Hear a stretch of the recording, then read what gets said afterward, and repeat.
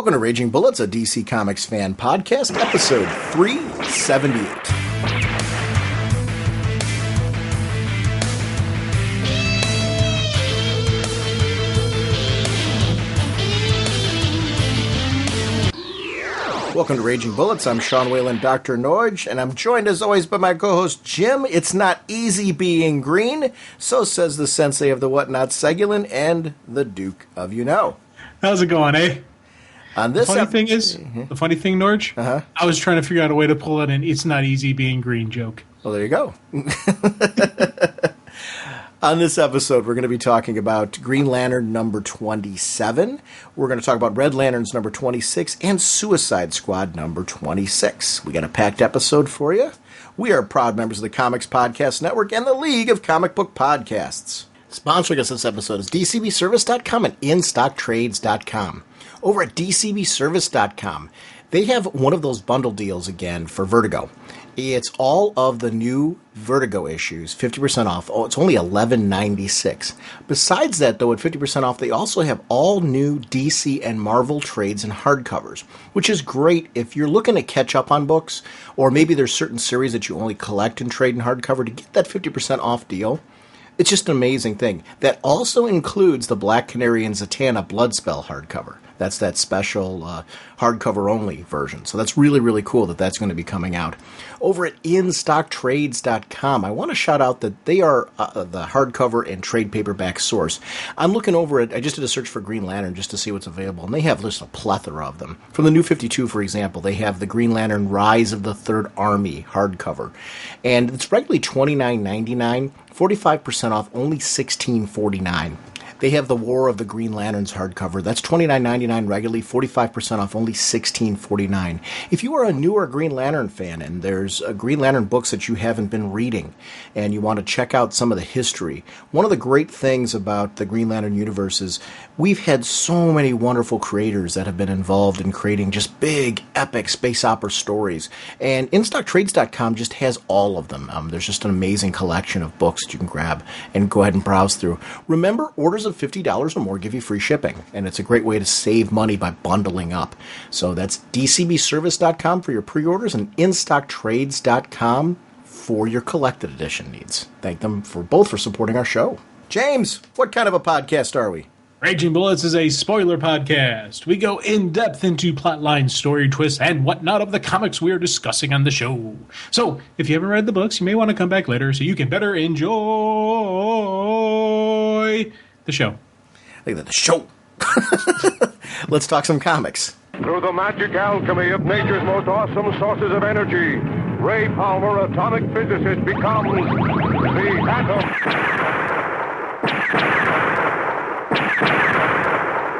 Jim, our conversation is going to begin on Red Lanterns number 26. Charles Soule is the writer, and apologize for any name butchery right there. Jim Calafiore is the artist. Gabe Altieb on colors. Dave Sharp letters. Alessandro Vitti with Gabe Altieb on the cover. Chris Conroy editor. Matt Idelson group editor. And apologize for any name butchery there at all, because I'm loving the book Red Lanterns. I wasn't sure how I was going to feel about this book with Guy taking over as a Red Lantern, and I guess I was always under the impression that this was going to be short-lived, it was going to be a temporary thing, or if it was going to be a long-term thing, I wasn't sure how I was going to feel about that direction. I think this has only improved this book, and where I think it's improved the book is not only in our exploration of Guy, but I think we've got a deeper exploration now of the Red Lanterns in their interactions with Guy. And as a group, I think the great foundation of personalities that has been developed here, and the great development of what it means to be a Red Lantern, is spotlighted here in a way that I think has only kicked up this book. I'm enjoying this book more now than I ever have. I don't know if you're having that same experience, though. Oh, definitely having a very similar experience to what you're having there. I'm really digging Red Lanterns. When the shift came over with Guy in there and looking like we were losing Atrocitus and looking like, I'm like, okay, are they going to shift the Reds more to heroes? Are they still going to be the rage monsters? Are they still going to be that violence? And I really liked the violence, that level of just nastiness that we were getting from the Red Lantern. So when Guy was coming over, I was like, okay, are they going to shift them more to heroes? And when that thought kind of entered my head, I wasn't too happy with it, because I like a good villain story. I like a good monster story. I like it. It's something I really enjoyed about the Red Lanterns, that they were these creatures of rage and violence and death and destruction. And it was just really cool stuff that was, some nice evil darkness that was happening there. So the shift had me worried, but the one thing that, again, the exploration of who these characters are, but there's still that level of violence. There's still that intrigue. We have the whole Durlan stuff going on in the Green universe. Well, in the Red universe, we have their own little dissension. We have their own little stuff going on where what is a Red Lantern? Who will be the true Red Lantern? You've got Atrocitus, who's fighting back. You've got, of course, Dexter, who is just the awesomest, crazy, evil cat that, again, great character. And you've got now Guy and his crew, and what's going to actually happen between the two different warring Red factions. We've got the intrigue over on Green side. Well, here's our intrigue on the Red side. And, it's, again, the anticipation of future events has me really excited for this title. And it's something that I've said so far on every single Green book we've talked about.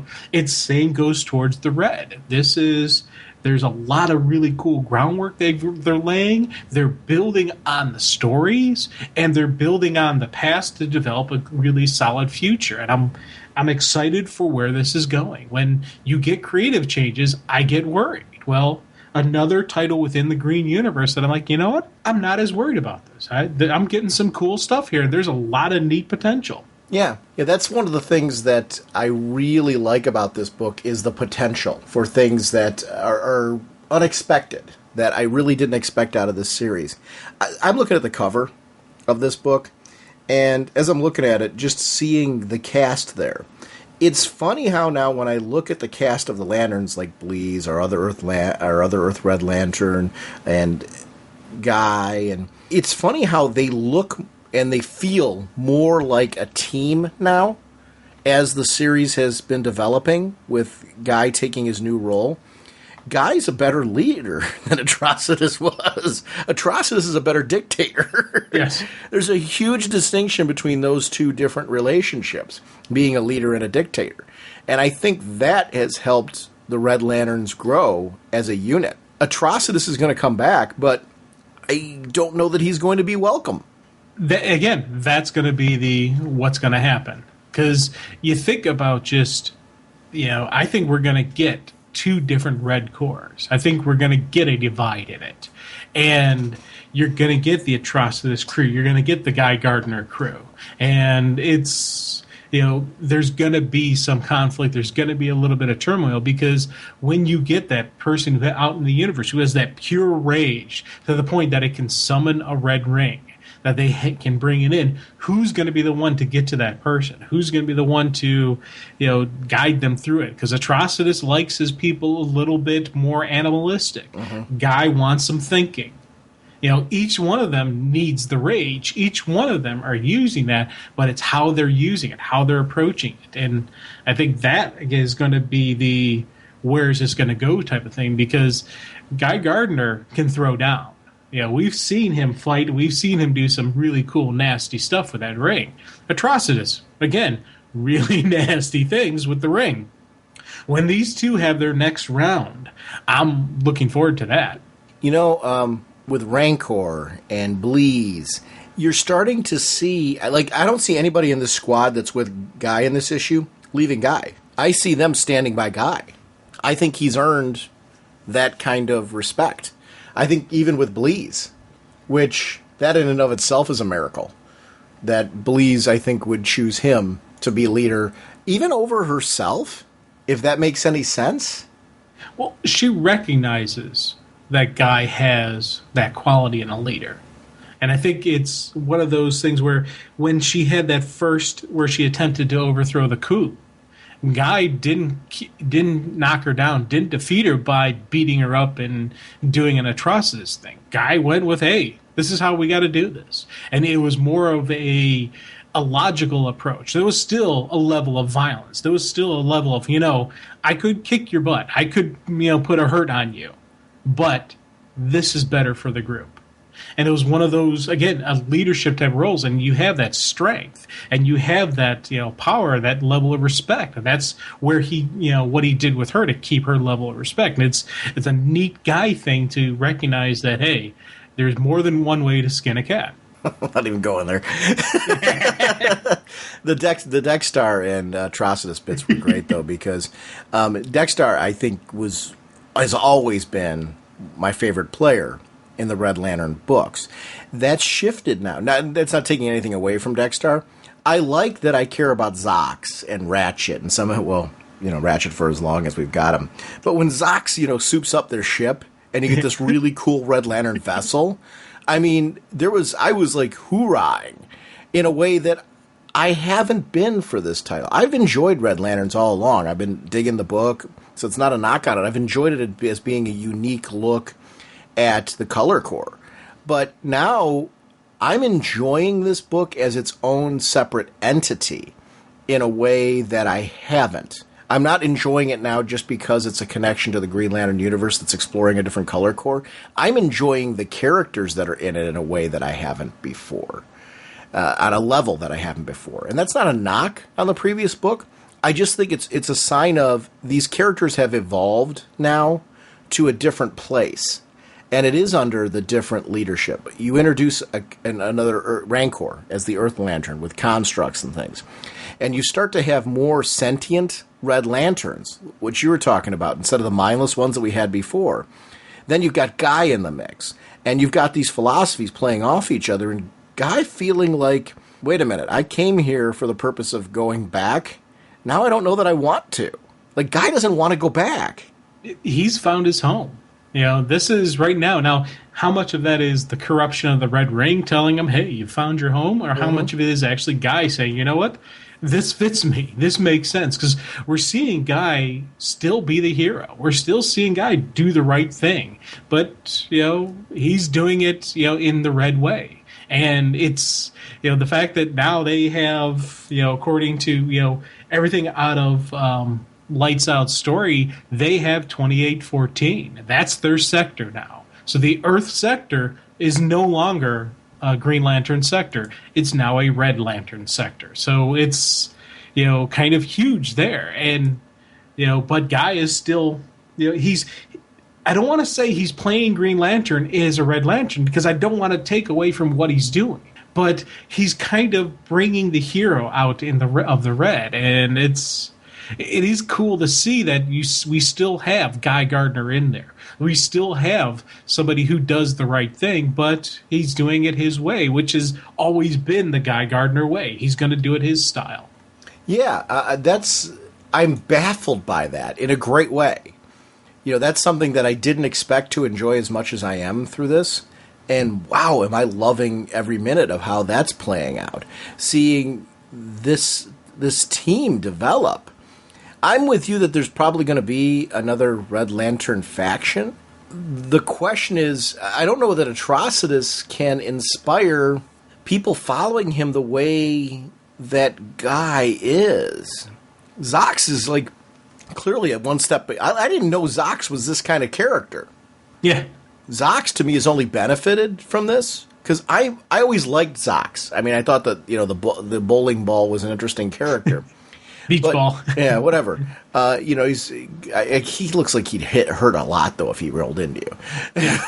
Yeah, he's a solid beach ball, so we'll say that. Okay. I don't know what kind of beach balls you play with, but but that's one of the things that I love about that character, is that he's grown beyond just being the interesting round character in the series. It's the subtlety on how they've started developing him was kind of neat. Because especially even just these last couple issues with him tinkering, and he's just, at first they're like, hey, what are you doing? Why are you doing this? We have these rings that can do super weapons. Hey, we each got our own hobbies. Mine's are guns. And that was that simple explanation where he's just tinkering with guns. He's tinkering with the ship. He's doing little stuff like that. And that was just his personal hobby. From that to creating this butt-kicking red vessel of, mass destruction. I'm like, yes, all right. This is where he's coming from. And he's one of those characters that I would have thought would have fallen back in line with Atrocitus, but now I'm like, not so sure. Because this is stuff Atrocitus would never have let him do. Mm-hmm. And he has to recognize that this is something Atrocitus would never let me have this pleasure, never let me have this hobby. Because it's all about rage and pain and suffering and violence with Atrocitus. Well, guys, like, you have that rage. You got that fire in you, but you know what? You got other stuff in your life. And he's letting them have these other stuff. And that's where Guy is going to have this level of loyalty. But, again, can they keep everybody? Especially new recruits. And I think that's going to be the key, is new recruits. And how are the rings going to be created? Because Guy has kind of left their main planet and has this mobile base and just this, again, keeping things a little bit different, shaking up things. So will there be a central red battery? Will there be the Lake of Blood? Will there be these rings being manufactured, when pain cries out and rage cries across the galaxy? What's going to be that kind of story? And I think that's where we're going to get some neat stuff coming from the Red Lanterns. One of the big problems that the Red Lanterns face, though, and Ratchet points this out, I found my camaraderie with all of you, and through that camaraderie, I eventually found peace. Well, that's not good. Because what ends up happening is, because he eventually lost his rage, and he felt that was going away in the relationships that he has and with moving past what was the cause of his rage, that means he's going to die. Because the ring will eventually leave him, and when he does, you're done as a Red Lantern. Yeah. So that provides an interesting conundrum. You need to keep your rage. And that's one of the things that Guy's going to be tasked with, is to come up with new things for them to be raging about. Because they need that in order to stay in operation. Otherwise, and that affects Guy too. Guy will also die if he loses that ring. Yeah. And it's the rage, though, you can redirect your rage, and which is what we saw in this. Mm-hmm. They had this great an empathy weapon, that made them calm, made them, just they still had the rage, but they couldn't react on it. They couldn't do anything. And it was that great weapon, a perfect weapon to fight the Red Lanterns with. But Ratchet had that rage, and the rage wasn't directed at the general shooting him. Right. The rage was directed at the fact that his people were going to die. His friends were going to die, and that's where his rage came from, so he was able to act. He was able to react. And I think that's going to be the direction of the Red Lanterns. Where is that rage directed at? The rage directed at injustice. The rage directed at, the bullies. The rage directed at this. It's, where can you focus your rage? And I think that is going to take it to a whole nother level. Instead of just being the blind punches, you think about fighters where they, kind of get in that rage and they're just swinging and they're swinging wild and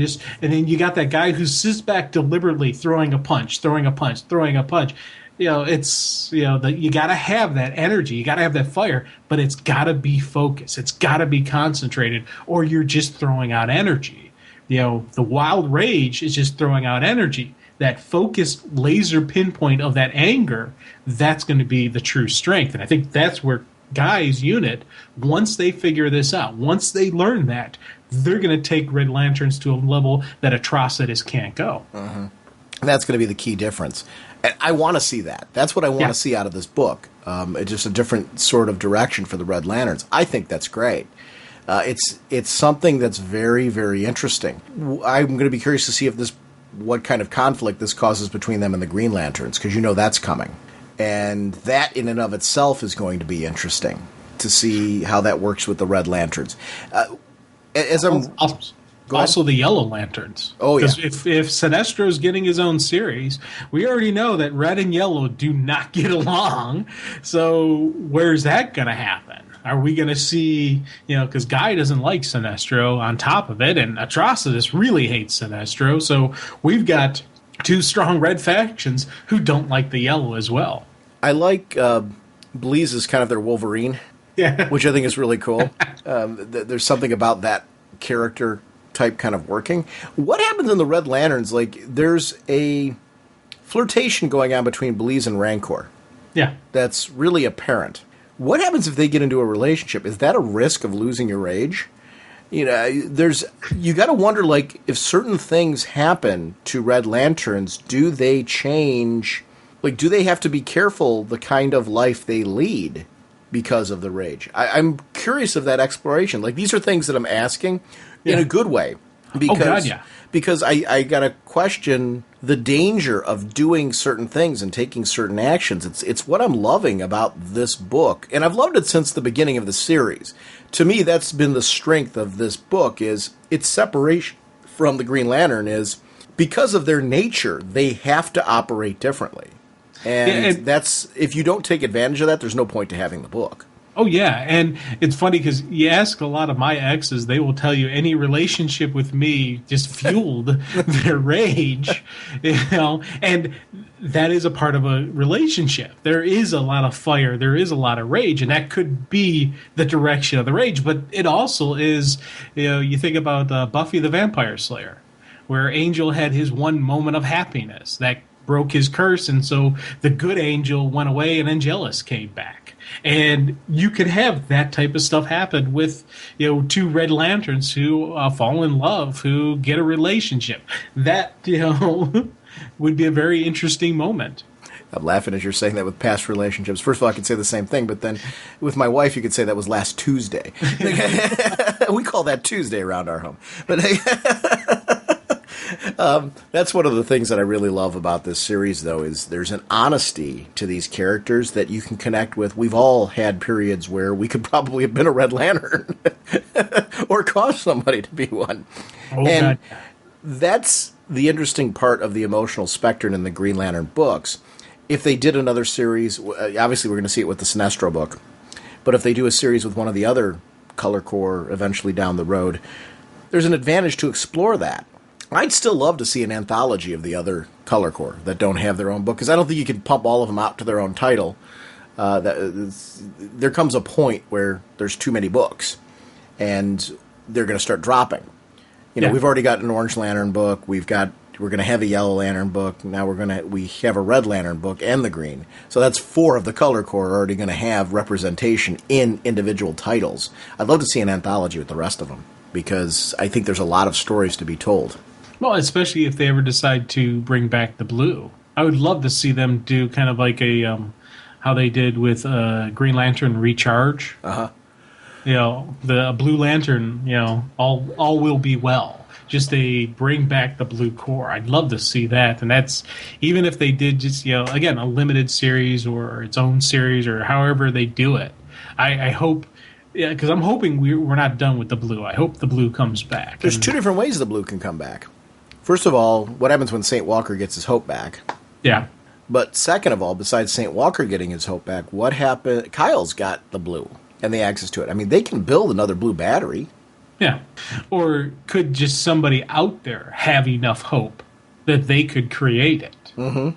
I think that would be kind of a neat story that, somebody out there just has that hope, has that, hope beyond hope, and they launch it that way.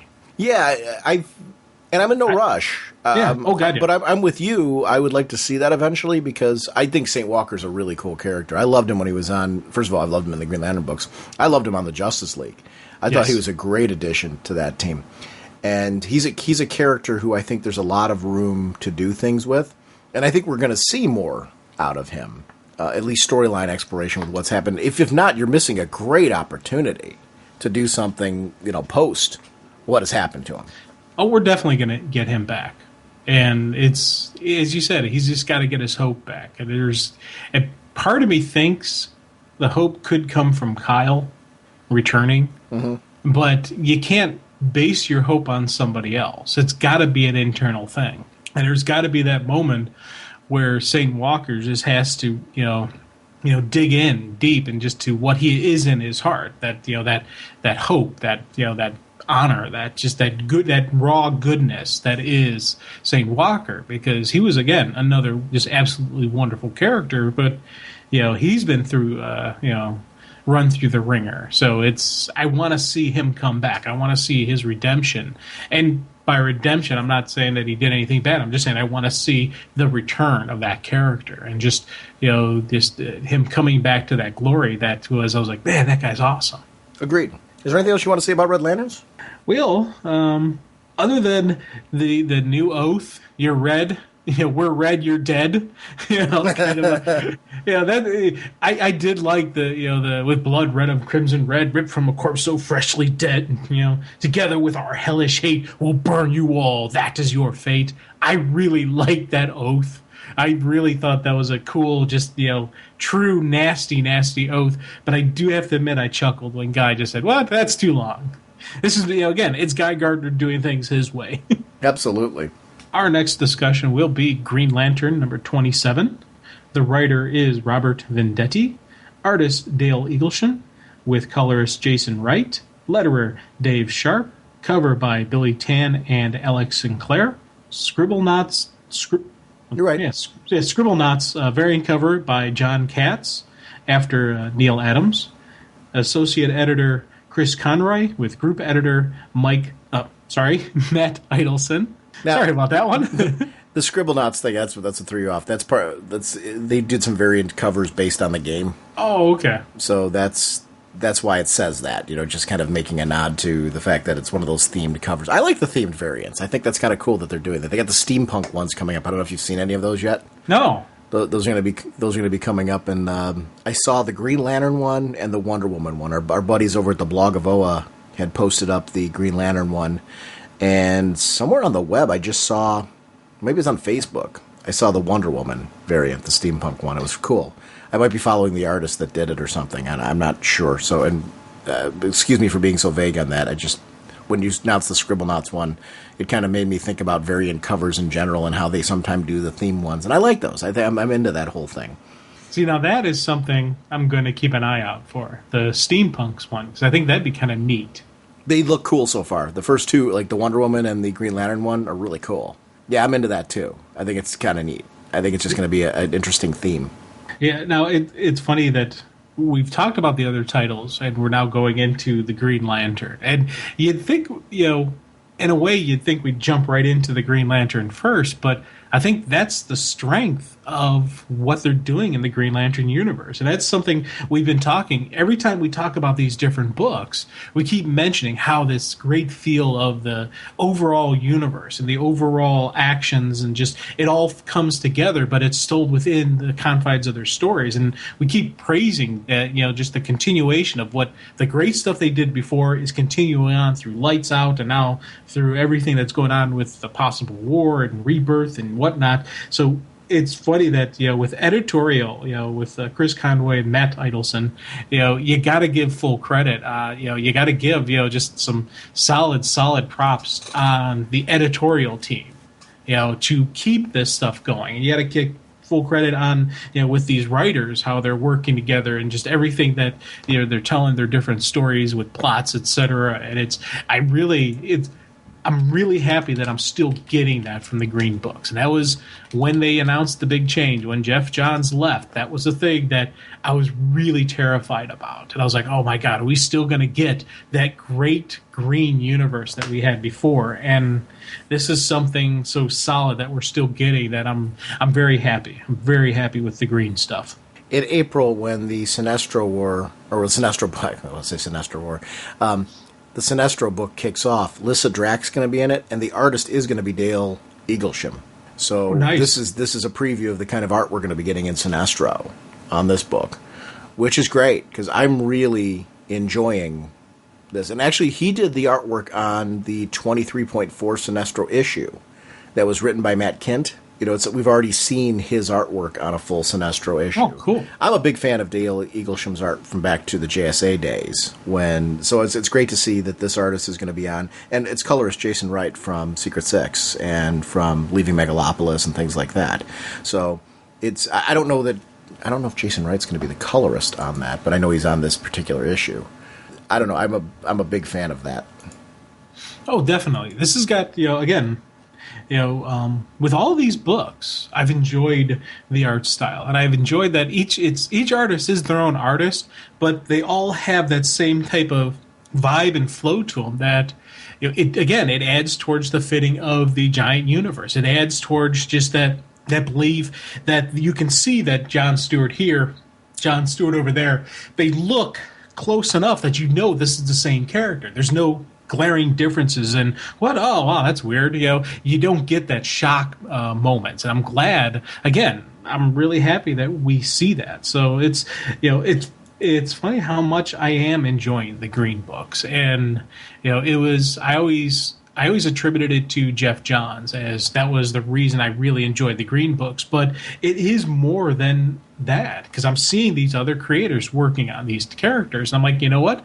These are solid characters. These are cool stories. This is something neat that we have out there. It's I'm still and always will be a Superman guy. I still am the dun dun dun kind of, but you get those dun dun dun moments from the Green Lantern Corps. You get those moments from the Green Lanterns, and again, I'm gushing a little bit, but I gotta you gotta give props and credit where it is, because this is something that I don't get hate sometimes, and this is especially with the Green Universe. The negativity, any of the hate out there, even when I had my one moment of nitpicking, it still never took away anything from my enjoyment of the story, because I was like, it's an awesome story that we're getting. Yeah, it's funny when you talk about Jeff Johns. I think there's a key. The Jeff Johns run, what worked so well is Jeff Johns knew the history of the Green Lanterns. And Jeff Johns brought all of that rich history to the modern day. He had stuff that was really accessible to the brand new fan. He had stuff that was a nice nod and comfort for the classic fan. He brought back characters, concepts, and ideas that we grew up with, modernized them for today, without taking away the core of what made them work. Then when you start putting in people like Pete Tomasi and Tony Bedard, and they're working on the same kind of philosophy on the book, and you've got an editorial team that's doing that, you got a unique magic that's put together there. And they make the characters relevant, and your attachment to them grows. The trick is, when those teams leave, and you've got a new team coming on board, you've got to put people in those spots that have that gel and energy that was there before. And they did that in this case. And that's Dave Gibbons, actually, I should nod to in the past as well. Dave Gibbons did a great job in his run on Green Lantern Corps as well. So I think, when you do this and you take a look at a Robert Venditti, for example, who's writing Green Lantern and has been doing some co-writing on some of the other books. And I don't know what that looks like. I can't pretend, I don't know if it's the behind-the-scenes plot, because he's got the overarching huge plot, and then the individual writers are taking care of their own books. I don't know how whatever the energy is that's working there, everyone involved is doing a great job. So nothing is taking away from the other writers that are involved in those books, because whatever's going on here right now is working, and that's hard to balance that in a larger shared universe like the Green Lantern books have. That's what I'm loving about this, though. When you see Jon Stewart in there, he feels like the same Jon Stewart that we're seeing in the Green Lantern Corps book. That's pretty critical to me. These characters have that same kind of vibe, and that these things are playing off each other. But when you get to this book, you want a central focus on characters that you aren't seeing in that book. I want to see more Hal here. I want to see St. Walker waking up and getting brought up to speed just when he knows how bad things were on his world. So he's going to ask about that first, to find out that that's all been destroyed. His core is gone. They had this Zen-like feeling that no matter what happens, all will be well. That overwhelming hope is what drove them. To find that squashed in him, and on top of that Kyle's dead in his, in his thinking, and everyone there, that to see that crushed in St. Walker of all characters is huge. It's a pivotal moment, and you get why that happened with him. Look at all that was taken from him. That's a journey that I want to follow. Yeah, and talk about I want St. Walker to come back. But, it's got to be that journey. It's got to be that process. It's going to take time, because, this was this man who had that great hope. You think about his backstory that they told about how his family was killed and everybody he knew loved, but he still maintained hope. He still maintained that, and he was able to, help his people and inspire his people. To see him at this point, man, that would just tore me up, and to the point where I like Hal. I think he's a great character, but I wanted to reach in the book and smack him, say, dude, yeah, you got to bring him up to speed, but why don't you spread it out over days? Mm-hmm. Don't hit him with everything at once, man. Oh, yeah, all your people are dead. Kyle, your best friend who you traveled with, he's sacrificed himself. And, oh, yeah, our power comes from the basis of creation. So anytime we use it, we're killing life. So, hey, come on, bounce back. We need you right now to help us police the other lanterns. But I love St. Walker's response there. Yeah. I cannot. Do you not see, Lantern Jordan? The blue light is more powerful than all the others. If rings derive their charge at the cost of creation, then a blue ring's immense strength makes it worst of them all. But in that, we're seeing hope waning, hope no longer detective. All is not well. And the ring's just hovering there because where does it go? That's the interesting part. And I wanted to follow that ring because it's still hovering over him. Where does it go from there? It's still there. Well, I think it's just going to hang there because it's got nowhere else to go until it detects hope. Mm-hmm. And one of the things I was kind of thinking about, because they're on Mogo, so they're on this living sentient being. What if Mogo becomes the next Blue Lantern? Well, this the hope of Mogo can pull in the ring. Except Mogo's a Green Lantern, and his key focus is willpower. I don't know that I necessarily want to see Mogo become the next, with it being the planet right now of the Green Lanterns, I don't know that I want to see them start sharing that with the Blue Lanterns, if that makes sense. Oh, it makes perfect sense, but think about it. How cool would that be because we know blue supercharges green. So if their base of operation supercharges them, I think you could get some cool stuff out of that. But then who can beat them? Exactly. See, to me, that's the point, though. Right now, I don't think they're going for the Green Lanterns being the most powerful. They're looking at the Green Lanterns trying to police situations where they aren't. Like, you're talking about how the Sinestro Corps theoretically could be stronger than what's going... Well, the question is, how does Sinestro feel about a new Sinestro Corps? I think the Sinestro book is really going to be focused on Sinestro, because I don't know that he wants to necessarily start up a whole brand new Corps after what happened with his old one. I wonder if he's going to be a free agent kind of like Larfleeze, but an immensely powerful free agent. Well, I'm hoping they got Arquillo because he was really cool. Yeah, I don't know that we're going to see any of that. We'll see. I'm incredibly intrigued to see what that book winds up being. But the reason I throw that out there is, think about it. The rest of the universe already is in fear of the Green Lanterns. Mm-hmm. Now, all of a sudden, we supercharge them to a whole nother level. How will that add to the universal fear? This could be part of the catalyst that leads down to some more other major problems. So something that the Green Lanterns are saying, hey, this is a great thing, turns out to be something bad for them. But then, see, part of the problem is, too, then that adds to the not using the ring issue.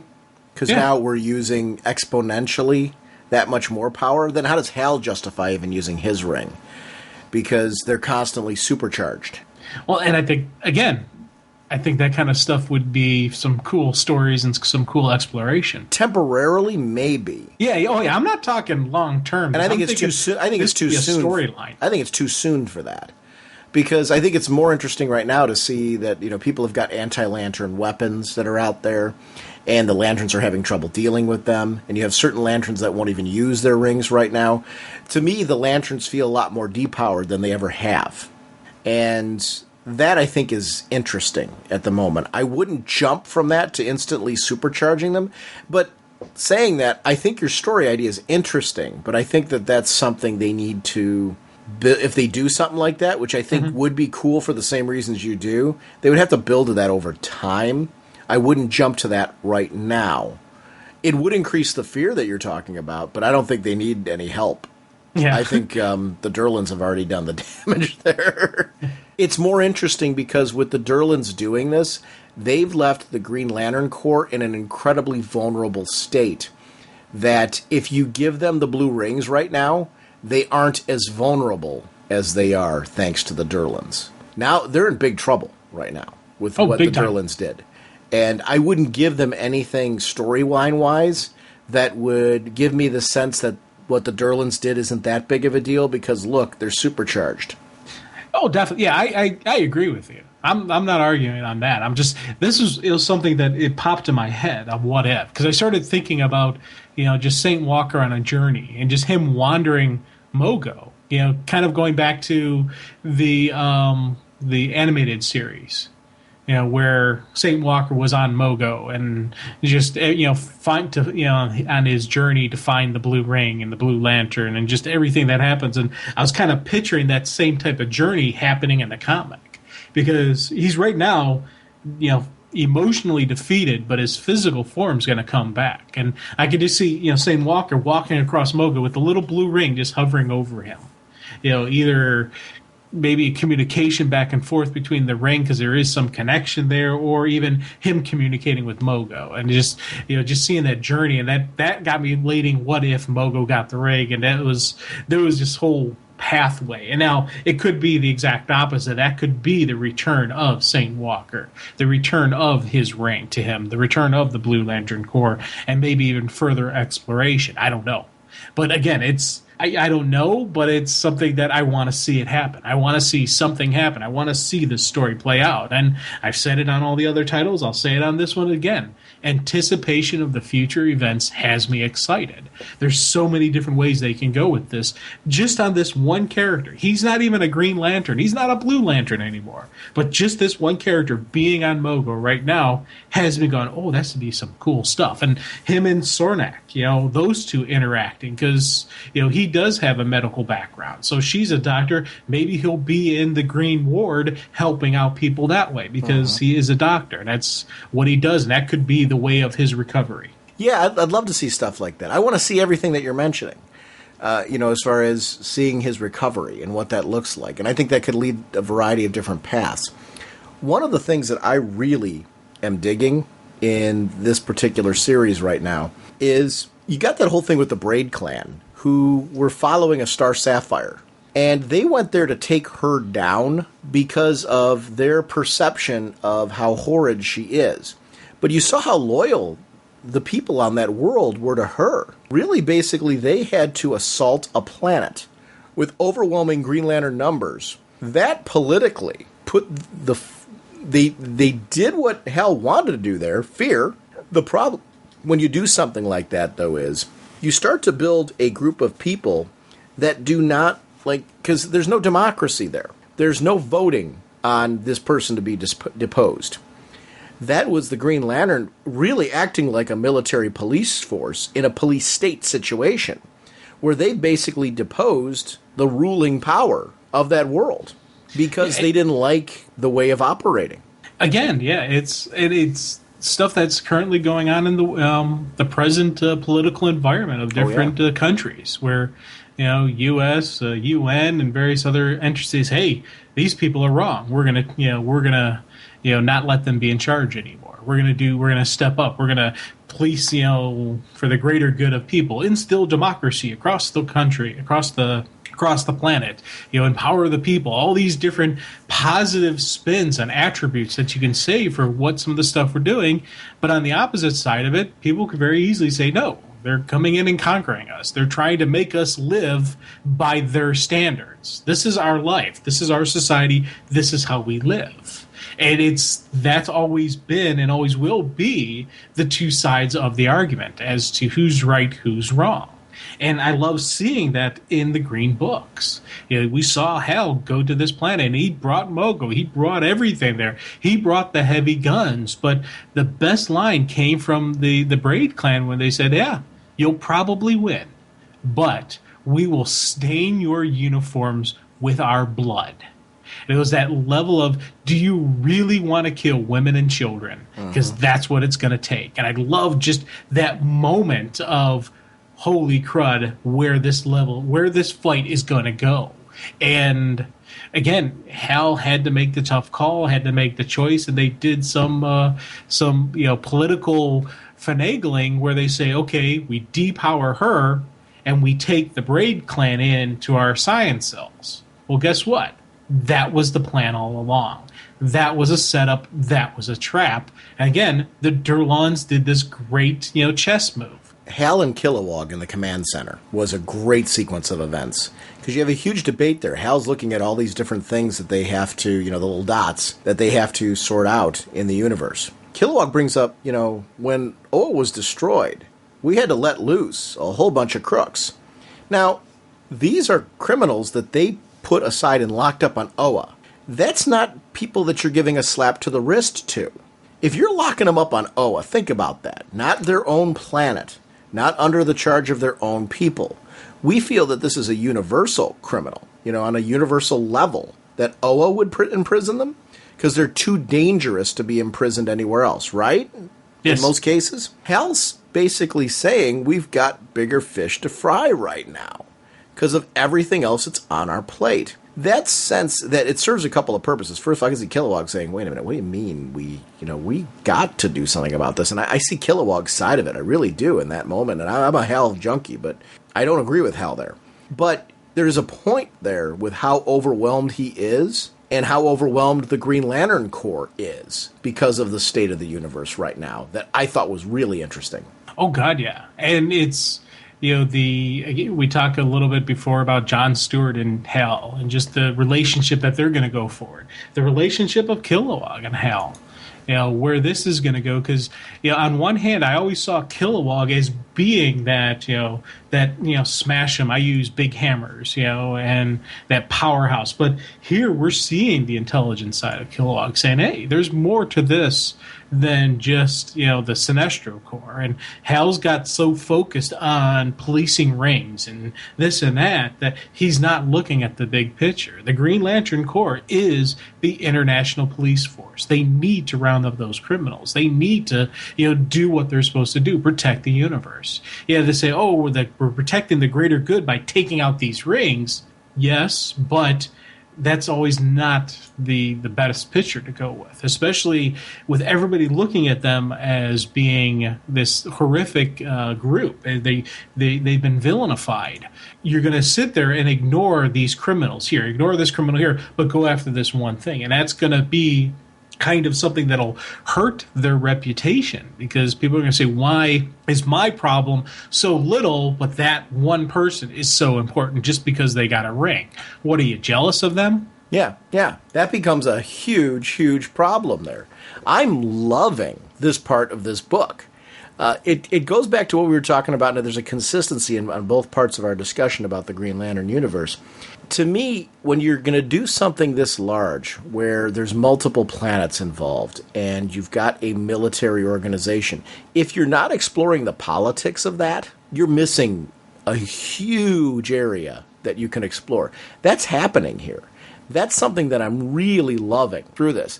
I like when I question the people that I'm reading. I don't know. How do I feel about, what Hal's doing?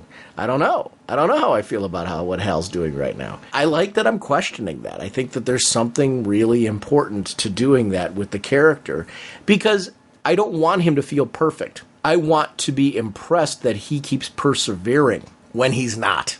And he knows he's not. There's always been something about him that's made that interesting. What makes a really good hero is the fact that they do make the mistakes. Mm-hmm. And can they step up and recognize, hey, I messed up. I got to fix this. This is my fault. I've got to do this. I've got to, correct the problem. And, that level of humanity, that level of just that, this is what we all go through. As perfect as I do appear to be, I know it will shock people when I say this, but I am not perfect. And I recognize that I do have maybe one or two slight flaws in my, fabulous character, but there is, some imperfections. And it's my acceptance, of these imperfections that make me so awesome. I zoned out completely. I heard a bunch of nonsense coming out of your mouth, and to me, it just sounded blah, blah, blah, blah, blah. You sounded like, well, yeah, you did. You sounded like one of the Peanuts adults. It was wah, wah, wah, wah, wah. You were making like this great point that all of a sudden your voice, I don't know if you were aware of it, that you started doing that. It was like wah, wah, wah, wah, wah, wah. But serious comment. I don't know if I have them in me, but serious comment about, again, seeing Hal like this, seeing Kilowog like this. These are stuff that is drawing me into these titles. Yeah. And even characters that I don't recognize ever seeing before. I do not ever recognize seeing the Guppy guy. I don't even remember what his name is, but the fish dude. I don't think I ever remember seeing him before, but I immediately had a connection to him just because he's one of the guard. He's with the warden. He's there, kind of, and you see that connection of a guard and just that kind of, okay, keep moving prisoners. Hey, you guys, when they're pulling out the braid men. And it was just an immediate connection, boom, with him. A couple interactions. I was like, ooh, there's going to be a potential for a fight here. There's going to be something's going to, it's like the character's introduced, but this isn't going to be my only appearance of this guy. We're going to see this guy again. And I'm glad for that type of, comfort that they're doing with these other characters. This is quote unquote Hal's book, but it's not just Hal.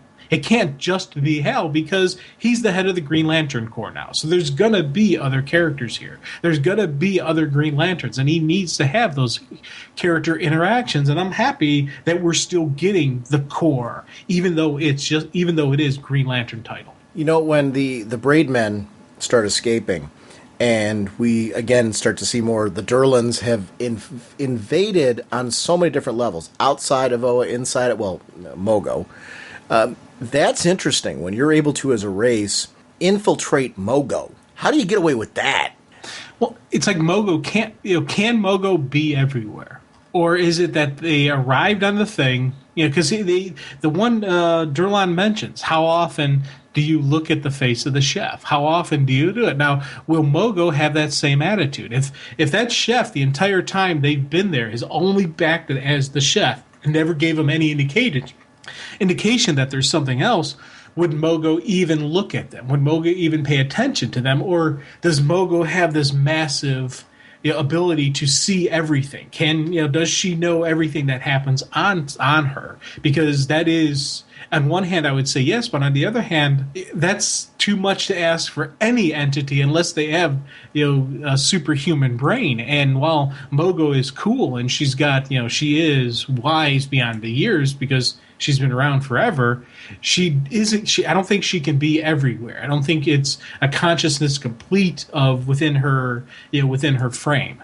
Yeah, that's one of the things that I'm liking. You mentioned something earlier that I want to touch on.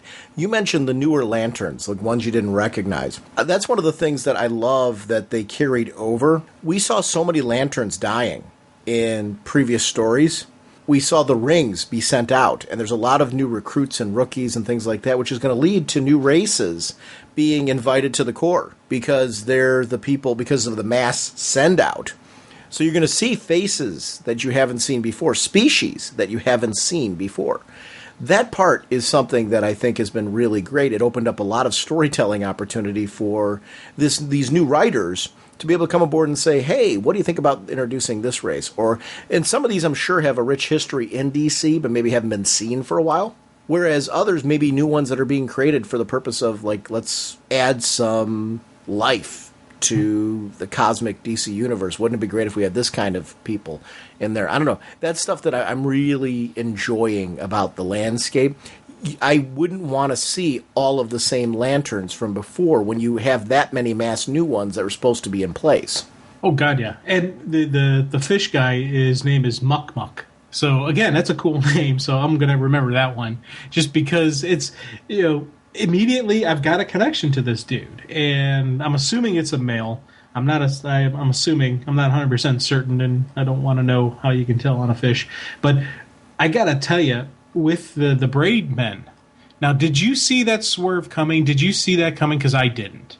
I got to fully admit, it wasn't until everything started playing out that I was like, oh, that's absolutely beautiful. That, and even not even the Durlan role in it, just the fact that they attack just to cause a diversion, knowing they're going to get captured, but in the craziness a couple of them are going to slip away, and they're going to slip away and meet their contact. I loved that. That's something that when you get a story that you don't see coming, and bam, you're like, oh, that's awesome.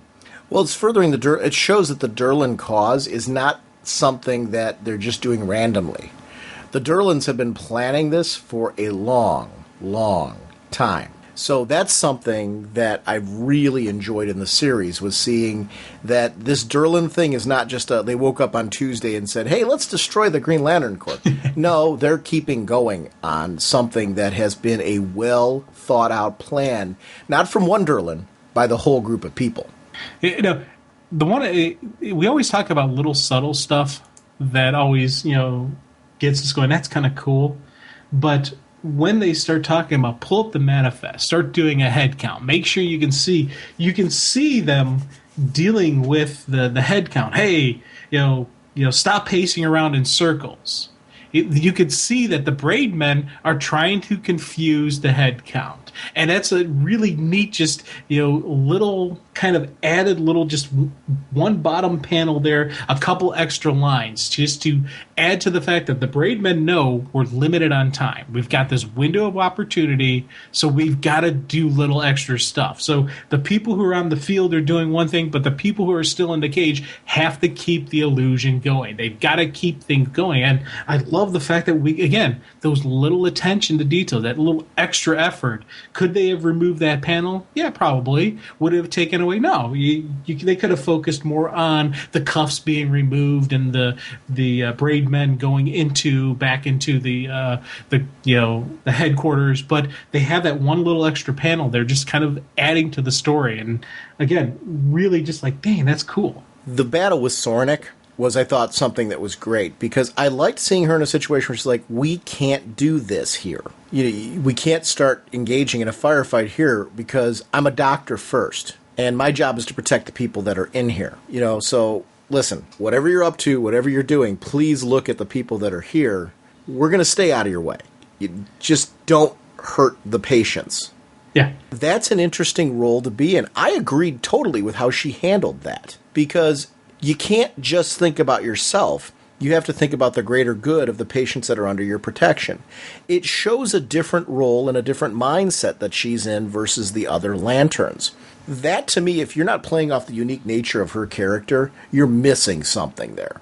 I thought that was really well handled. But the fiery dude, when he's sitting there, hey, chef, I've seen you in the mess hall. I won't be forgetting your face. Now, here's the question. There's a real chef, right? I took it that he was the chef. But did he replace... I guess here's the question. This will throw a curveball. What if he replaced the real chef at some point? Yeah. Well, I don't think that's something I don't think the Durlans would make the mistake of having that, because if he did replace that chef and they start questioning and torturing and commentary and interviewing the real guy, they're going to know, okay, somebody, we got a shapeshift. Don't they know that from Green Lantern Corps? Oh, true. That's already on the table. Oh, yeah? Don't they know that from what they just did with Hal? Oh, God, yeah. Yeah. So they know about the shapeshift. They know about the Durlans. Yeah. Okay, so there may be a real chef out there. That poor guy. But I took it that the chef was always a Durlan, from day one when he came into the mix. And that's why I think the comment he made about no one looking at the face of the chef, that he made, when they were first talking to him. And that's like with you, how you said this is obviously a long play that the Durlans have been playing. Yeah. This isn't a quick thing. And I think that further adds to it that he's always been that chef. And he's just played the role of chef, knowing that the day is going to come when he's going to have his chance to do exactly what he did. So that's how I took it, that he didn't replace somebody, but there may have been a chef before him that he replaced. But I don't think there is currently anybody living who has that face, other than the Durlan for while he has it. Now, using Hal as a hostage to keep the other Lanterns away so they had time to send out the message that they did... Yeah. Makes perfect sense, because they've put Hal in a position now where even his own Lanterns are going to question him, because nobody knows about the shapeshifters yet. Well, I shouldn't say not nobody. Not many people know about the shapeshifters yet. We've got people returning to the Green Lantern Corps that do. but this is going to be a universe-wide sent-out message.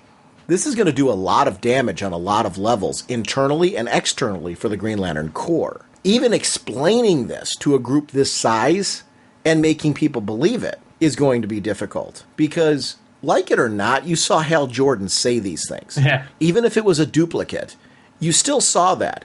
This is only going to increase the cause of the Lanterns that are saying we shouldn't put on the rings. Because of the way that was worded out of Hal's mouth, that's still going to break down confidence in him and in that philosophy.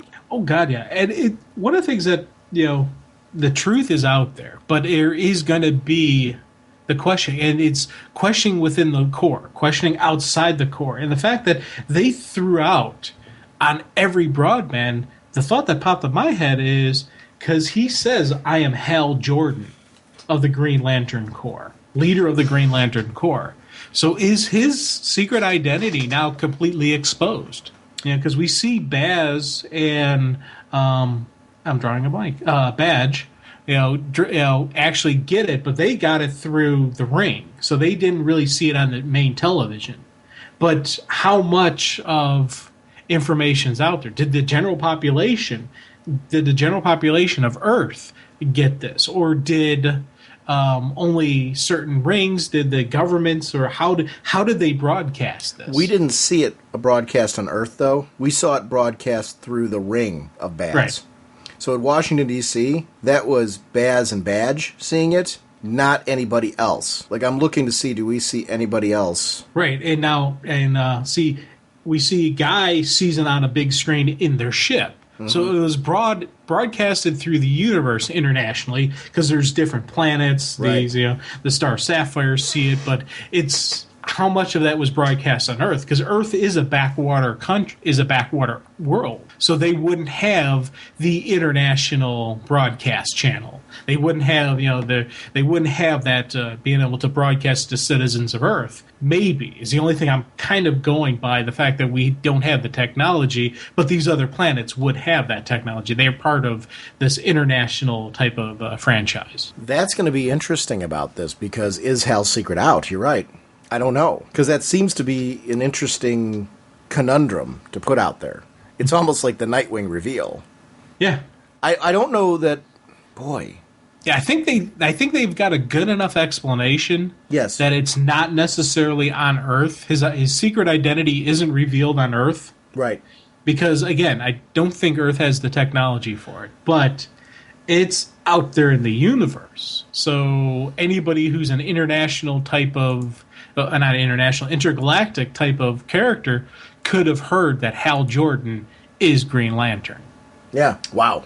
Oh, yeah. Now, and I love, the one of the things that I thought was really cool was how they used, again, just that whole, it was that beautiful swerve that when they were going back to get the Star Sapphire, when they picked up the Braidmen, that whole combat. Because we saw when Mogo showed up there, she shook the planet. And she really, literally rocked their world. And that was kind of the moment where it brought them into submission. But it didn't really. Everything was a setup. They admitted, okay, yeah, we'll go down, fine. But the whole time, they played them. And I thought, using that footage, again, that was wonderful, because you get this political intrigue. You get this, let's use what they did against them. Because Hal can deny that he said the thing about them extreme force and just, everything that the Drillon said. He can argue the words, but the images that were being shown there, the images that are out there, are gonna, really just, still resonate, because he can't argue that. Right. He can't argue that they sent a full force to that planet, that to Decan. He can't argue that fact. I think that is, images worth 1,000 words, and it's, right there. You're gonna see it, and I think that, again, this has just been an absolute beautiful, just a double cross, and just this is some cool stuff coming down.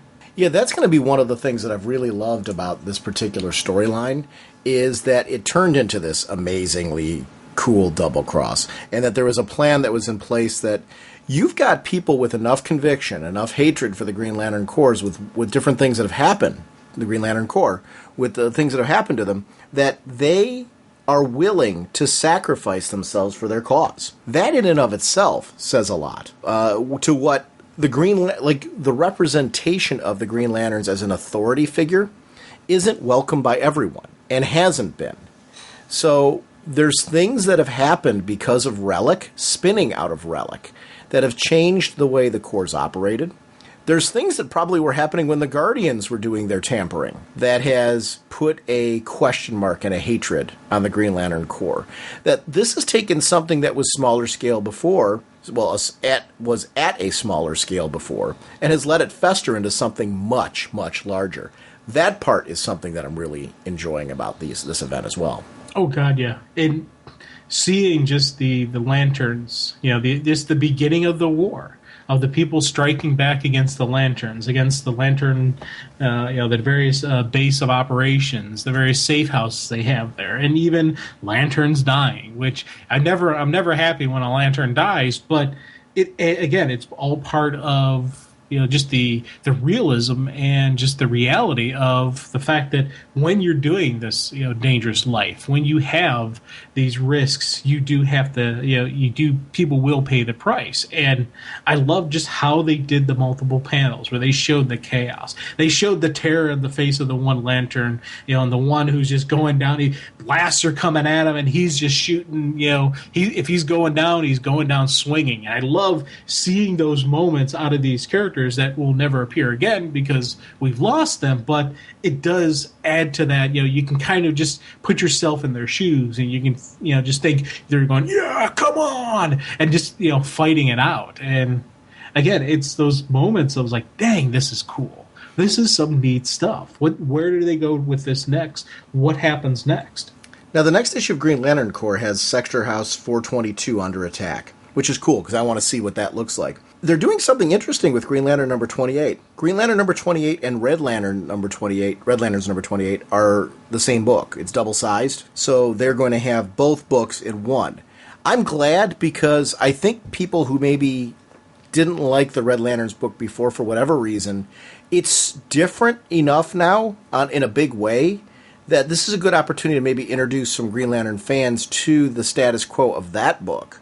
Because I think you're going to get an audience that maybe will try the book out that didn't before, if I'm making sense. Oh, definitely, yeah. And I'd like to see that because I'm really enjoying what's going on in Red Lanterns. Jim, our next chat, I want to talk about Suicide Squad number 26, a book we haven't talked about in a while. And this is Matt Kint as the writer, Patrick Zurcher and Roger Robinson on art, Jason Keith with Hi-Fi on colors, Jared K. Fletcher letters, Gary Frank and Brad Anderson on cover, Brian Cunningham, senior editor, Harvey Richards, associate editor, and Will Moss is the editor. This is one of the Forever Evil tie-ins. This has Amanda Waller trying to gather a power base to go up against the Thinker, who is trying to take over in her place. In a world run by villains, Waller is another part of the resistance, starting her own resistance. It's an interesting study into Amanda Waller. She, at times you love to hate her, at times you rally for her. In this moment, I want to see Waller win, but I don't like Waller. And that's an interesting conundrum with her. This is a book where I root for the villains, because you can't help but hate Waller. She makes promises that she never keeps with them. And she's got no ever intention of keeping it. And they know it going into it, but there's still always in their mind hey, let's see what we can figure. What can I make, how can I improve my situation by doing this stuff? I know I'm not going to get what I'm being promised, but maybe I can improve something else. And I think that is a neat thing about the book, that they're all deceptive. They know they're being deceptive, but they're in a level there is some type of truth in their deception, especially with you get characters like Deadshot, where, yeah, he is a bad guy. Yeah, he's a killer, but he does have a code. And you got Harley, who's absolutely brilliant, insane, but is she insane, or is she just that cool crazy? Well, the thing that really I find interesting about this title, the twist that when you're on the Suicide Squad, the idea is that you're on the mission and you can die, but she can also choose to bring you back. That's a twist that, like, how many times have these people died along the way that maybe they don't even know? Yeah. Deadshot dying and being brought back, the horrid reality of that, we thought at first it was just Yo-Yo, because he was inside the stomach. But no, there's other characters that have been brought back, and what does that do to you emotionally? They seem changed when they come back to a certain extent. Like they're not as emotionally connected to the world. Yeah, well, Deadshot's still clearly Deadshot, but there's something to that. Yeah, you think about it, just that whole, if you want to get an argument of soul and consciousness and all of that, do they bring that back as well? Can they bring that back? Are we looking at, for lack of better terms, zombies who don't have this?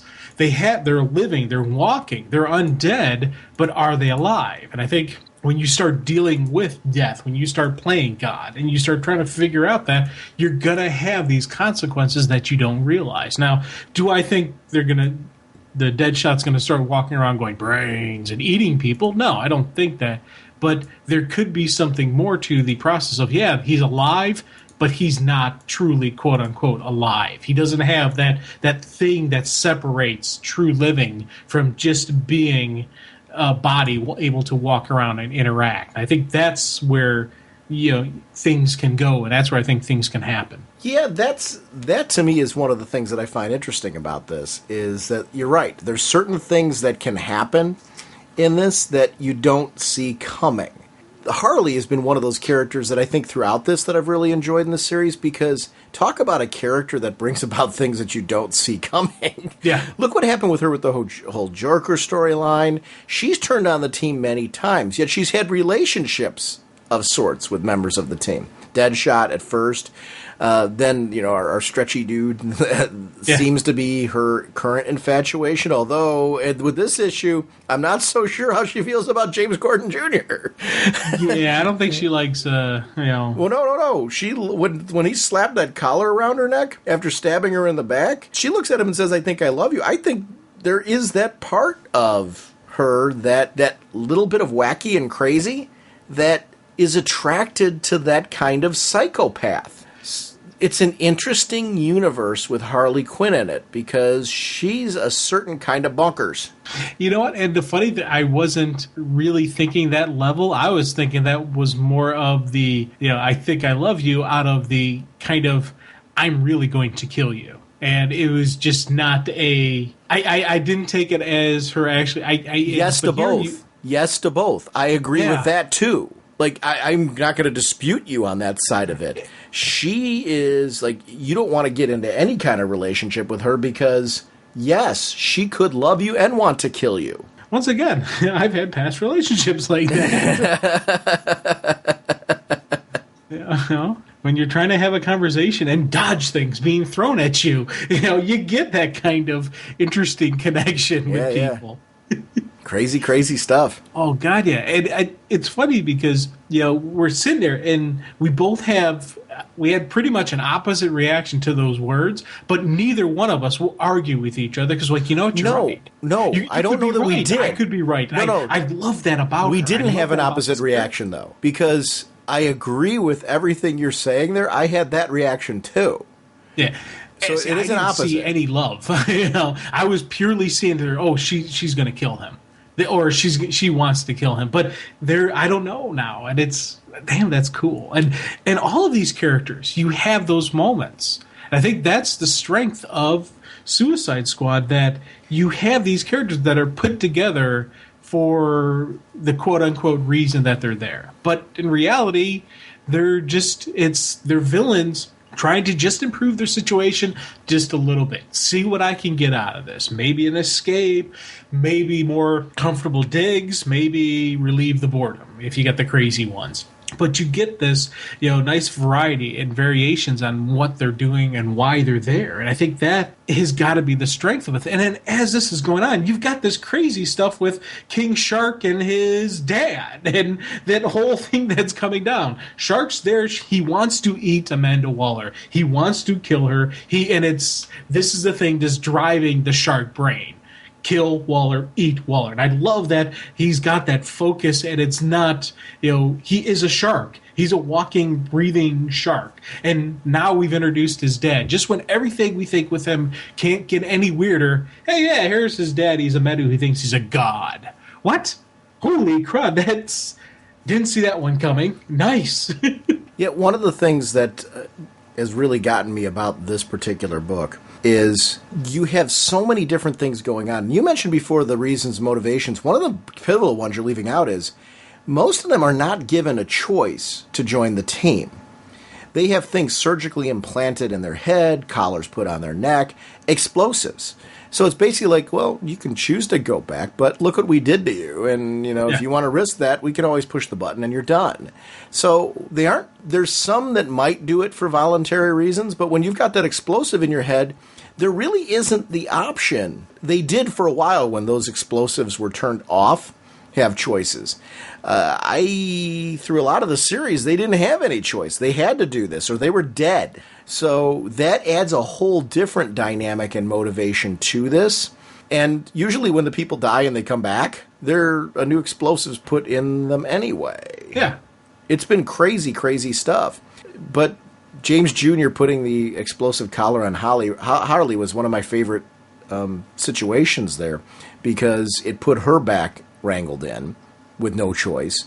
King Shark and his dad was really great because the reasoning behind Waller and her crew going after the dad to begin with was to grab this powerful being who really, quite frankly, they could have left alone.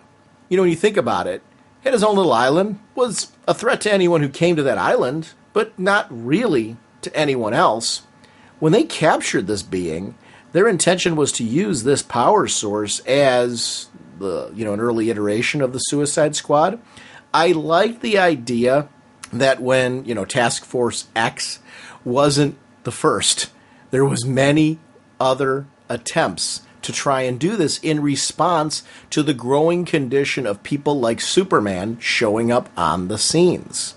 They would be behind the scenes trying to do their own thing. This adds to things that we've seen in things like Superman Unchained. It would make sense that there would be military organizations that were behind the scenes trying to police or to set up responses to heroes who could, quote-unquote heroes or vigilantes who could potentially go very, very wrong. And you can't argue with that.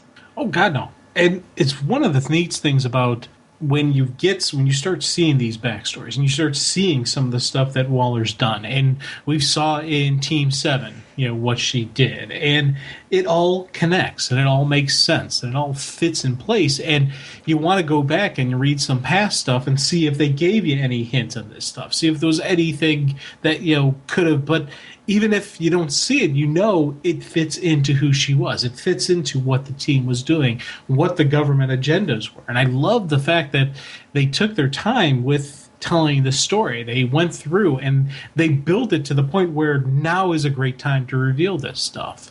And it's not just being thrown out there, but it's something that has played out. And I was like, damn, that's kind of cool.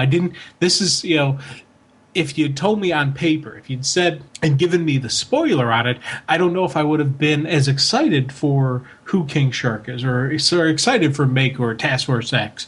But as it's playing out in this craziness that's going on with the Forever Evil, with Amanda being trapped in Belle Reve, with all the craziness of people trying to kill her, this right here was a great way to let us know what had happened and why it had happened.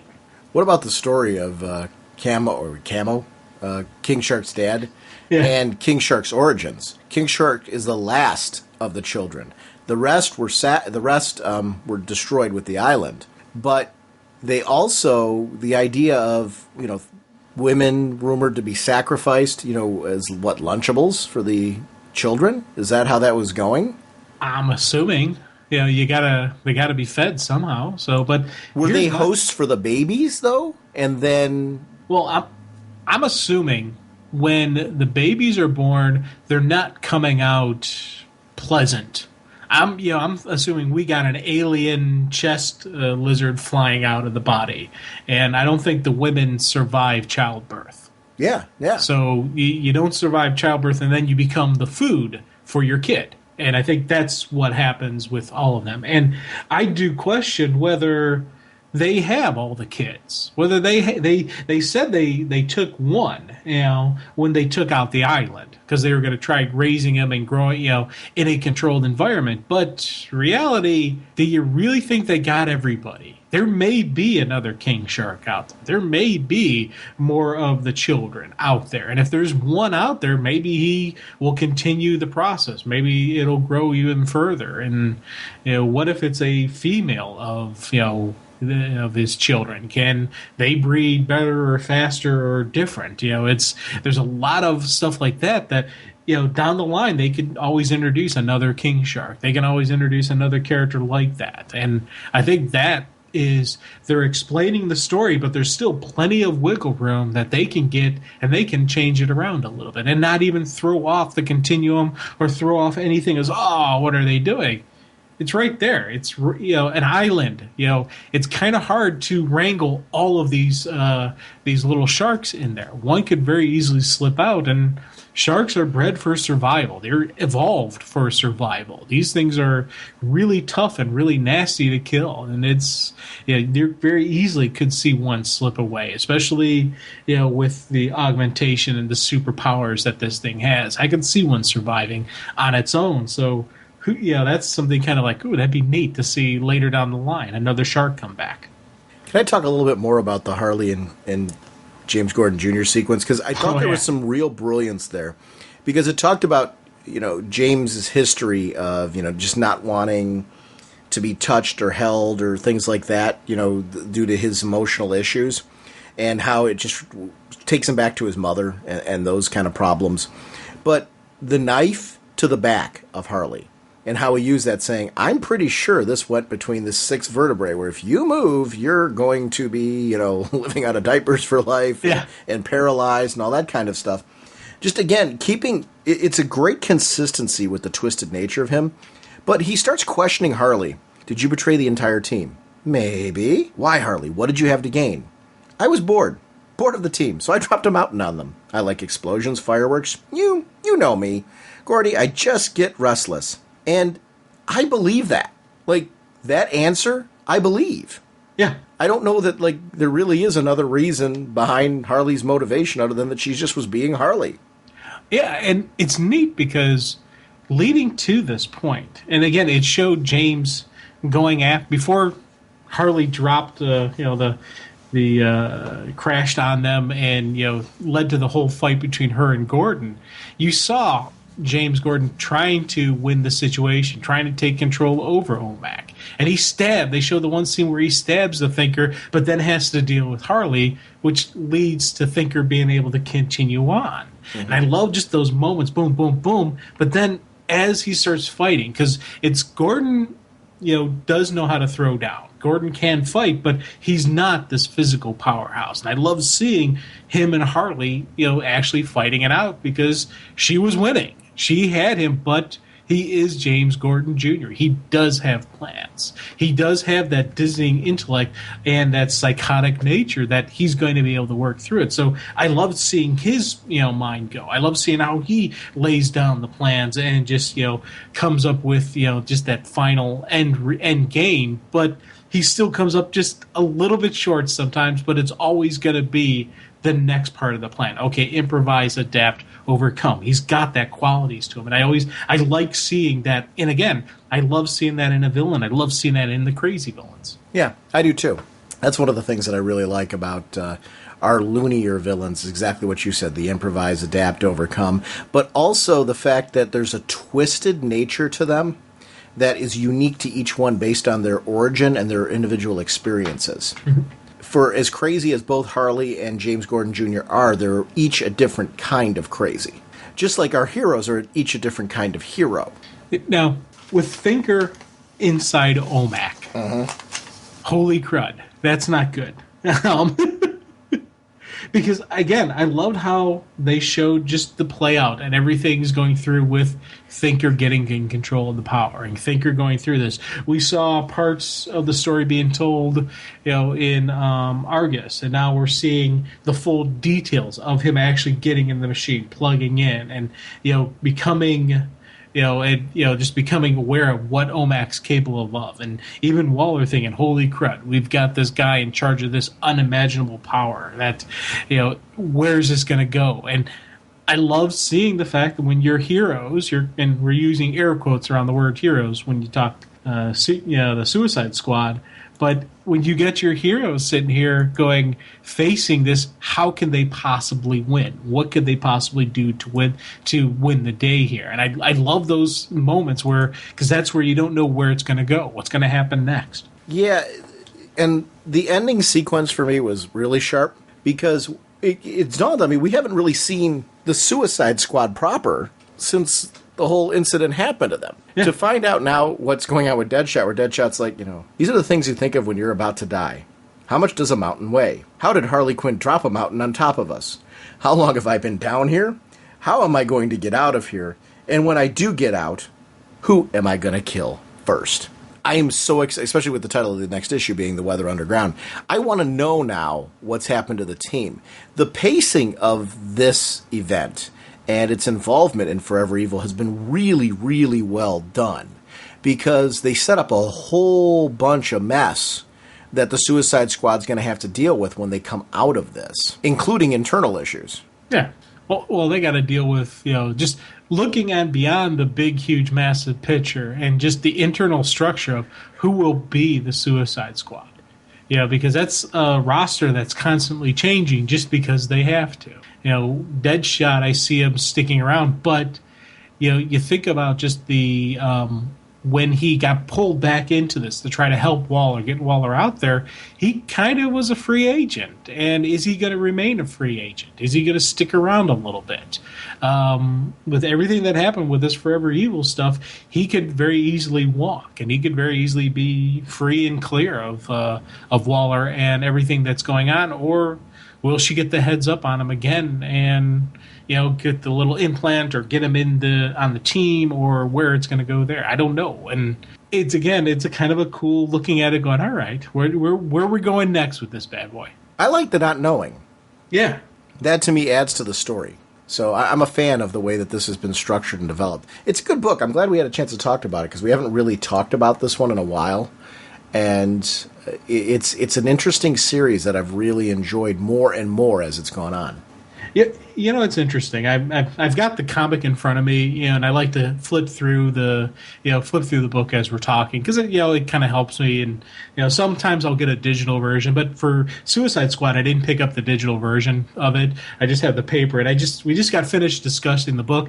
And you close the book, and right there on the back cover is Diggle, advertising Arrow on the CW. Now, I love Arrow. I think it's been absolutely wonderful. Diggle is an absolute fabulous character. But I do have to ask the question, why does he have to be shirtless? I'm looking at another book. We've got Slade, on his cover. Again, we have another shirtless person. I'm sure there's another one somewhere around here that has, Ollie, shirtless there. I'm serious, guys. Do we really need to have the shirtless Diggle and the shirtless heroes? Did you argue when Lois was in a bikini on Smallville? Heck no. I thought that was a wonderful idea. Okay, well, they're appealing to a variety of audiences. That's what I'm saying. That's why. And I know you were joking about that, but it's, before we wrap up, there's actually something I'd like to shout out. I just renewed both the Hero Initiative and the Comic Book Legal Defense Fund for this year. They have donations on both sites. So even if you don't, budget-wise, you can't do a full membership or something like that, I would encourage you to consider donating, especially at the start of the year, to both of these organizations, something small, even the cost of a comic book, if you want to donate that to both of them. Hero Initiative helps comic creators from the past who are in financial need, financial hardship with medical expenses, living expenses, things like that, to try and help them, through a variety of tough situations because, there weren't retirement plans in place or things like that, or, they just fell on hard times. And these are people who were the forefathers of the books that we're reading today. So I would encourage you to support that organization. The Comic Book Legal Defense Fund helps with legal services to protect free speech. One of the things that we all enjoy as comic book fans is the open nature of this as an art form. Whether you read DC exclusively or you read other comic product as well, I tend to read a lot of comic product. And one of the things I love about the medium is the rich variety of content that's available out there. There are retailers that have been victims of lawsuits based on providing, comic product. There have been individuals who've created comic product that have been victims of lawsuits, things like that. Comic Book Legal Fund, Defense Fund really is all about protecting free speech. I always put in the show notes of every episode links to both organizations. If you haven't checked out both, please go to their websites, because their websites explain their missions a lot more eloquently than I just did. But because of the fact that I just renewed them, I wanted to shout it out on the show to encourage people to do that. There's you don't have to necessarily buy a full membership. All over their websites are donation buttons. So if you're looking at basically, if you're on a very fixed budget and you're like, the cost of doing a full membership is too much for me, consider donating, even the cost of a comic book. If we're all doing that, with the listeners that we have for this show, that really quickly adds up to a very nice donation on behalf of our podcast community. And just really to help out yesterday's creators and current comic creators who are in need of support, whether it's legally or financially, due to medical hardships or whatever. Both of these organizations are there, and I just think it's really important that we continue to support them because we love this medium as fans. So a great way to kind of start off an early part of the year is just to let people know that, hey, consider donating to both of these. There's a reason why I put them in the show notes every episode, and I thought it was a good point to kick off the start of the universe to let you know that I did that. For myself, I did the base membership on both organizations, which isn't huge or anything like that, but I figure it's doing my part, and I encourage all of you to consider doing some form of donation, even just the cost of a comic book. Like I said, it may seem like a small amount to you, but if we're all doing stuff like that, it becomes a very nice donation very quickly to something that helps people in a medium that we're a part of, I think, a larger community here of people that want to support the creators and retailers and everyone who, basically keeps this medium going. And this is a way to help out in a small way to do that. So it's something I'm passionate about, so I wanted to shout it out on the show. Look at those strange little beetles. They look... Great neutron! Hi, this is Jack Tower again, and I wanted to call in today about your, you talked about getting the stories, the trade paperback that has all the stories that were done into the Batman, turned into the Batman TV show episodes, and I can't wait for mine. I get my comics at the end of the month, so I've got that on there. But since you are a fan of the show the same way I am, that Sequart company, the one that does the documentaries, they're also a publishing company, and they published a book called 14 Miles to Gotham, which is a bunch of essays. It's essays by like Chuck Dixon and Paul Kupperberg and Jeff Rovin and several really solid essayists on every aspect of that TV show. So knowing that Sean and I believe Jim are both fans of that show, you really might want to look into that book. It's a fantastic book, and I got mine on Amazon for like, I don't know, $5. You can get it real cheap, used. And, but anyway, the question I had, the other thing I wanted to talk about was the Sinestro title. You guys brought up Sinestro getting his own title, and I think this is a great idea. Sinestro is one of those villains who can carry his own title. I mean, there are a lot of great villains. My favorite villain, the pompous, posh master of foul play, could probably carry his own title, but he's kind of better as a background character doing the Kingpin thing. As much as I love the Joker, I don't really think he would carry his own title. I mean, he carries a lot of stories, but, it's pretty hard to get behind him the way you have to get behind a hero, title character. But Sinestro reminds me of, like, Dracula from the Tomb of Dracula series in Marvel in the 70s, which was so amazing. But anyway, are there any other villains that you think could carry their own title? I'm thinking maybe Black Adam, because he's got a bit of a nobility thing. And what about the idea of like a rotating villain title? You could have a great story with starring Mad Hatter like they just had in in Dark Knight where they go over his origin, or a Clayface story, or a Solomon Grundy story. Kind of almost like a title that's Villains Month, you know? And it's just an ongoing Villains Month. I think that would be a lot of fun. And, of course, the other guy I think could carry his own title is Black Manta. I think Black Manta and Ocean Master could definitely carry their own title. Anyway, I've taken way too long, so talk to you later. First of all, great book recommendation. I love when people do that because I think it's very helpful for other fans on the show maybe who missed something like that, especially Sequart stuff. And I agree with you. Their stuff is fantastic. The book that you're talking about is Gotham City, 14 Miles, 14 Essays on Why the 1960s Batman TV Series Matters. And that's also by Sequart. So you can get that, like you mentioned, on Amazon. They have it for the Kindle, but they also have the book version. So whatever your preferred delivery method is, but also on Sequart's site. So make sure to check that out. It's a really, really good book. I'm a big fan of the series, and hearing that it's finally going to be released officially is something. For years you could pick that up at conventions, but it's not the same thing as a full-blown release, hopefully with commentaries and extras and all that kind of stuff. That's the type of show that I really want all the bells and whistles. And it's well worth it. So I'm glad that that's finally being released. And also, I want to support it because of the fact that, these type of releases, there's a lot of classic material that just needs to continually be released to a new audience base. I think it's stuff that's interesting and has a history and a value to it. And I think it shows value to the comic industry in general when you start releasing the media properties from the past of it and just show just what a rich history. I'd love to see more releases of the audio material from the past. It's available, and you can pick them up on compact discs and things like that, but I would like to see that more widely spread digitally, on like iTunes and things like that, just for that purpose. Just because I love that extra material. And there was some great classic stuff that are period pieces that I think would be really great to see again. You're mentioning villains. Sinestro obviously is a biggie. Sinestro, we've already seen, can carry a series. He did it for a year in the Green Lantern books. I would love to see Black Adam.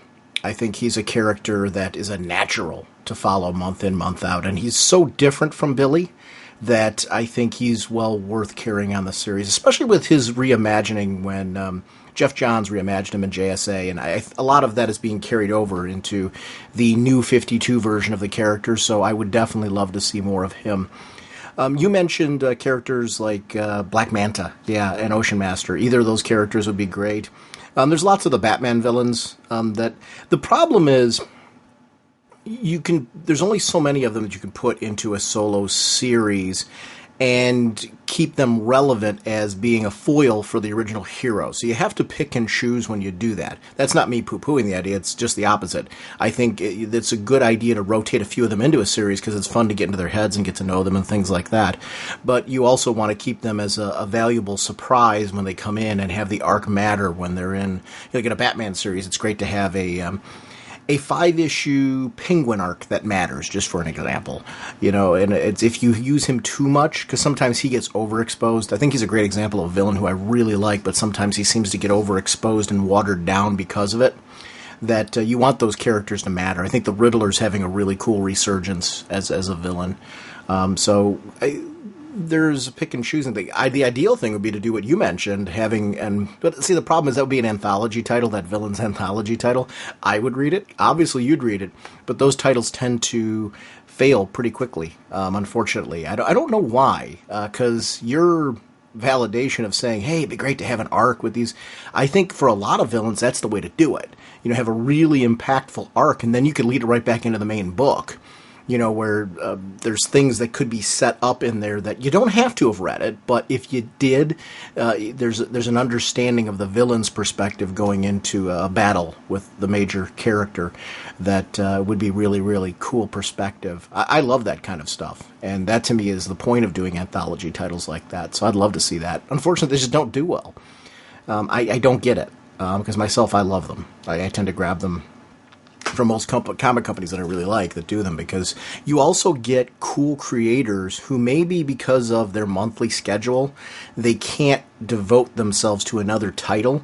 But when they have the option to do a mini series like that, which that's what that basically is, they do something really special with it, and I like that kind of stuff. And they tend to get lost in the shuffle, and people don't realize how good a lot of that material is. So I'd love to see a book like that. I just don't think we're going to see it, because they just don't traditionally do well. But I do think we're going to see other experiments like you're mentioning. I think they're going to be careful. We just got Harley Quinn got her own series, which I'm really digging. That's super cool. If you're not reading that one, actually, I can highly recommend that. We're going to talk about it on the show at some point, hopefully very soon, because it's a book that I'm really having a lot of fun with. Very excited for Sinestro. I'd love to see another one. I just, I don't know. Any of the choices you threw out there, pretty much. I know if Jim were here right now, Jim would basically be agreeing, nodding his head vehemently with the Black Adam one, because that's one of his favorite characters. Hey, Sean, Jim. This is Rick Crux from the Book Cave podcast. Just wishing Sean a happy 50th birthday. I believe that's what Jim said that you were. But I always thought you were a little bit younger than that. Well, you know how Jim is. Talk to you guys later. Bye. Rick, you are so right on your assumption. Jim is having a little fun with that. I'm actually 43, so he's having a little bit of fun. Jim is a little bit younger than me. When I say a little bit younger, a few months. His birthday's in the summer, whereas my birthday's in January. So he has fun poking a little fun at me sometimes that he's a little bit older. But thank you very much for your well wishes, and it's great to hear from you. Rick, if you haven't had a chance to listen to it, Rick is on the great podcast, as he mentioned, The Book Cave, and please check him out. He's been a long-time friend of the show. So, and this is a great opportunity for me to shout out. There are a lot of people both on my personal Facebook page and in the Facebook group who just shouted out my birthday, and I just want to thank you all very much. That's really, really cool to have such an awesome community of people who just do that kind of thing. It's one of the things I like about social media, the fact that we just have this kind of interconnected ability. I try to catch people's birthday and wish them a happy birthday whenever I can. Especially, and please feel free to add my personal Facebook page to yours if you are part of the show Facebook group, because a lot of times that's how I catch birthdays. We do have a Raging Bullets Facebook page. I don't go on that one as much as I do my own personal one and the Facebook group for the show, because the show Facebook page, what I really do is I let our Twitter feed fill that one, and it's really more of a news page than a personal connection page, whereas the group is for personal connections and my personal pages. So anybody listening to this, please feel free to add me, because I would love to be able to communicate with you more often. So, great stuff. But anyway, thank you very much, Rick, and listen to The Book Cave. Holy caffeine! Once again, sponsoring this episode is DCBService.com and InStockTrades.com. Over at DCBService.com, remember to pick up those bundles. They have the 50% off all new DC and Marvel trades and hardcovers. They also have that Vertigo bundle.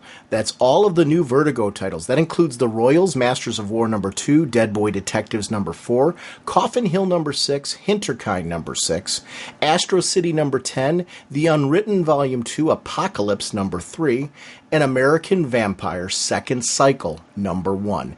Regularly, these books would cost you $23.93. At 50% off, that's only $11.96.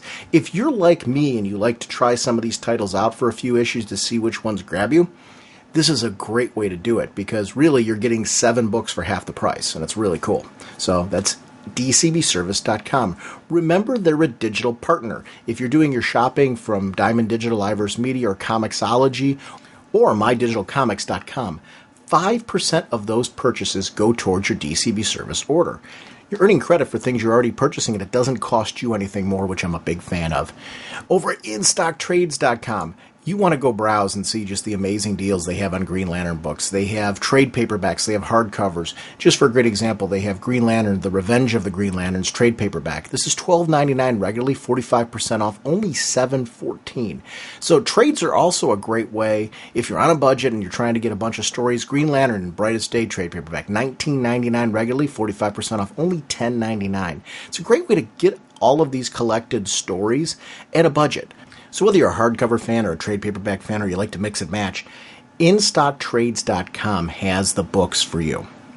Also want to quickly shout out our show voicemail line. It's 1-440-388-4434, or drnorge on Skype. We love having you part of the show. I want to shout out our show Facebook group. This community, honestly, has grown so much farther than... I was actually just talking to a friend of mine about this the other day. It's grown so much further than the show. And I want to thank the amazing people that participate regularly in that group. I go there to find out news and tidbits and from all around comics and through media and things like that. It's great to see people planning hangouts and chats and things that are totally independent of our podcast. It's really grown into a community that's come into its own, and it's really due to the quality of people that are there. Please feel free to invite any friends of yours who are comic fans or any pop culture fans to that group, because I think it's a fun, safe place just to have great chat about these properties that we all know and love. So I just want to thank everyone that participates there. For me, it's a wonderful community. It's the first spot I go to when I log into Facebook anymore, just to see what people are posting, and it's really great. Besides that, we have our own Facebook page. We have a Google Plus page. We have personal Facebook pages. From the show website, we have direct links to Twitter. I always update the show website with what's going on with the podcast. So if you're not checking out RagingBullets.com, that's your first source on what's going on with the podcast. I send that right to our Twitter feed, which goes to our Facebook page as well. My goal is to keep you guys up to date. I really appreciate the community of people that listen to this podcast. It's the reason why we keep doing this, and I want you to know what we're doing and what's going on. So hopefully there's a lot of convenient ways for you to access news about the podcast and the podcast itself. And as always, as I mentioned on all the podcasts, we are proud members of the Comics Podcast Network and the League of Comic Book Podcasts. It's a great community. Our next episode, Jim, we're going to be joined by a longtime friend of the show, Jim Calafiore, as we talk about his work on the Kickstarter Leaving Megalopolis. So if anybody picked up that book, which I know a lot of our listeners did, we are going to be doing a spoilery episode on that one. It's one of my favorites. It's the Secret Six team back together again. And we're also going to be talking about another upcoming Kickstarter campaign that he's going to be involved with and some other work that he's doing. Plus, he was just the artist on the Red Lanterns issue that we talked about this episode. So we're going to have a chance to talk to him a little bit about that work as well. So we will see you then. Bye.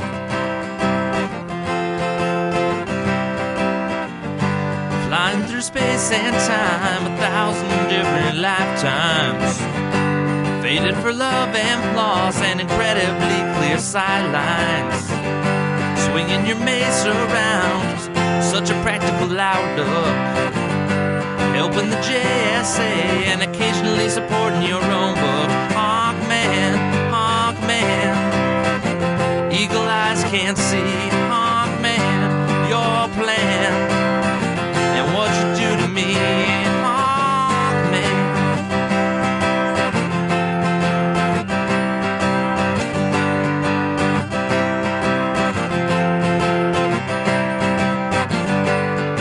Are closing in, be they Thanin Guard or Egyptian. Working so hard to thwart you and Hawkgirl's mission. The odds are not on your side, and danger seems to stack up. Things would be so much easier if you would just call for backup. Hawkman, Hawkman. Eagle eyes can't see your plan. What you do to me, Hawkman, Hawkman. Eagle eyes can't see, Hawkman, your plan. What you do to me, Hawkman. Talking about Hawkman.